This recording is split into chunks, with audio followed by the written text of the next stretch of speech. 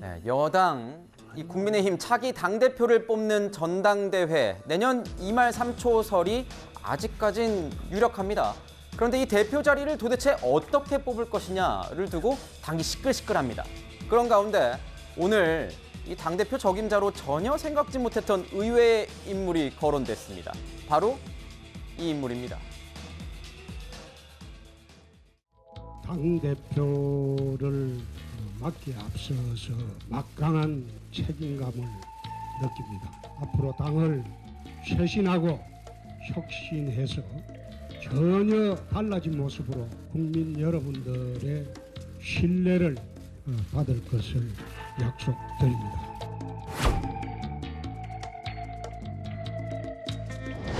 경선 결과에 깨끗하게 승복합니다. 이번 경선에서 마지막까지 치열하게 국민적 관심을 끌어주었다는 역할이 제 역할이었습니다.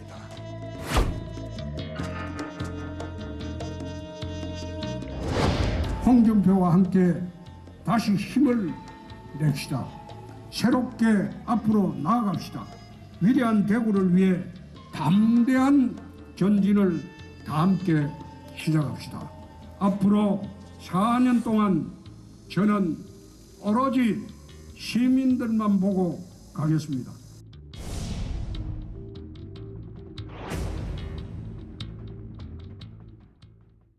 네, 홍준표 시장의 이 당대표 시나리오 정말 가능성이 있겠느냐 이런 걸 떠나서 이 내용 자체만으로는 굉장히 흥미롭습니다. 구자영 차장, 네. 이 시나리오가 뭐 근거가 있는 시나리오입니까? 기사는 나오긴 했습니다. 네.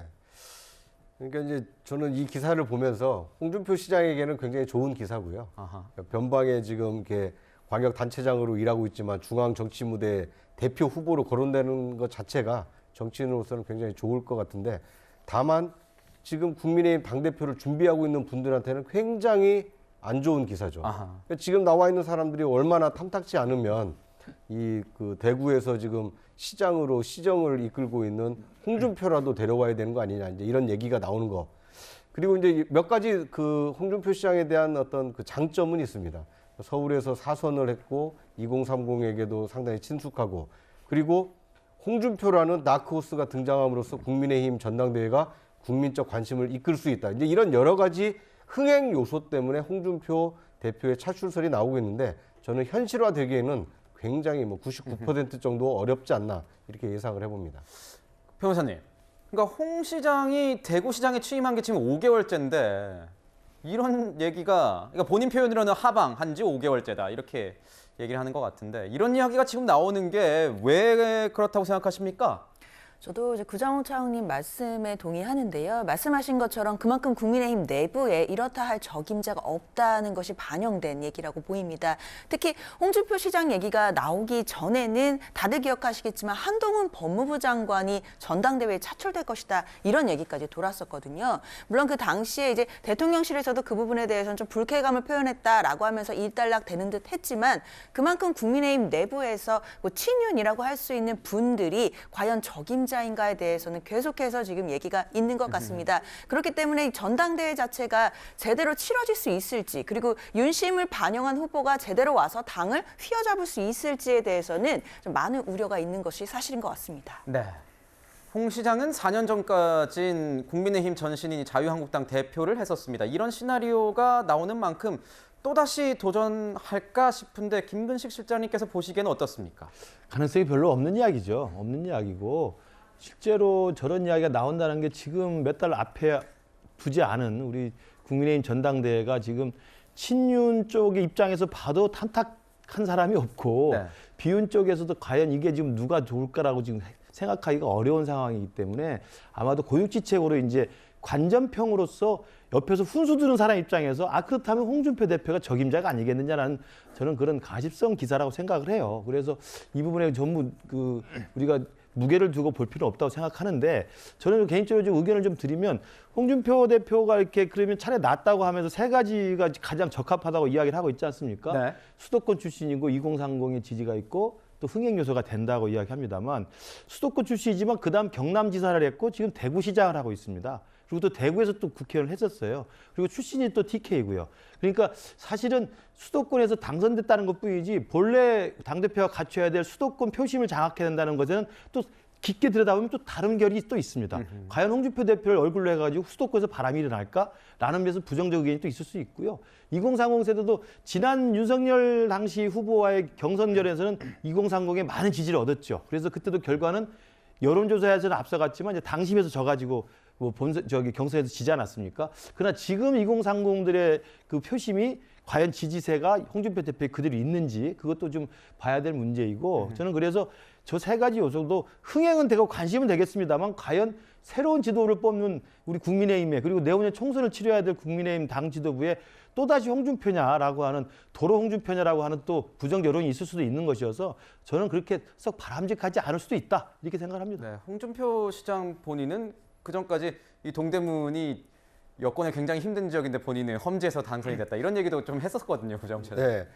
그런데 이제 홍준표 시장이 저는 뭐 당대표 나올 수 없다라고 보는 이유 중에 하나가 이번 당대표는 2024년 총선을 공천권을 행사할 수 있는 당대표이기 때문에 어떻게 보면 윤석열 정부를 서포트할 수 있는 윤석열 대통령을 보완해 줄 수 있는 당대표가 나와야지 차기 유력 주자 당대표가 출연한다는 것은 윤석열 정부에게도 어떻게 보면 갈등 요인이 될 수가 있습니다. 네. 그런 측면에서 보면 포스트 윤석열을 노리고 있는 홍준표 시장에게 그런 당대표라는 막강한 권한을 과연 친윤 진영에서 줄 것이냐. 저는 이 부분에서 굉장히 회의적이기 때문에 홍준표 시장이 아무리 원한다 하더라도 기회를 줄 가능성이 없고요. 또 그 홍 시장 자체도 이제 시장한 지 6개월도 안 됐는데 그 대구 시민들의 뜻을 저버리고 당대표 하겠다, 나가겠다 이러실 분도 아닙니다. 그렇기 때문에 저는 홍준표 당대표 차출설은 실현 가능성이 없는 말 그대로 여의도 정치권에 떠도는 시나리오 중에 하나다. 뭐 이렇게 보는 것이 타당할 것 같습니다. 네.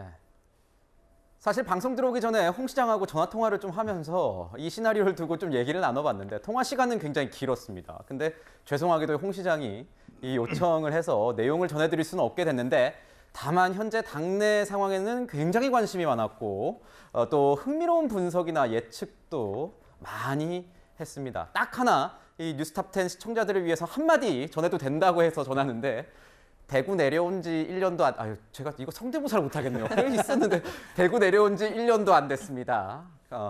이렇게 얘기를 했습니다. 그런데 뭐 정치라는 게 아시는 대로 정해진 게 없지 않습니까? 제 의견입니다. 홍준표 시장은요, 2030의 지지를 받고 있다. 이런 얘기가 나오고 있죠. 끊임없이 소통을 이어가고 있습니다.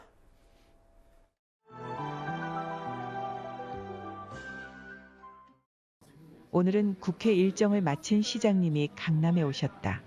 강남 한복판에 대구가 있다고 해서이다.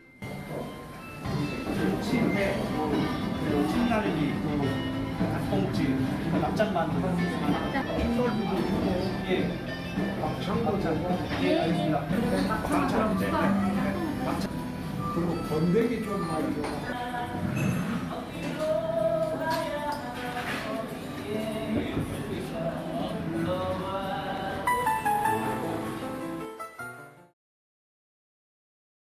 네, 저런 뭐 유머러스한 모습이라고 할까요? 저런 모습들이 좀 많이 어필이 되는 것 같습니다.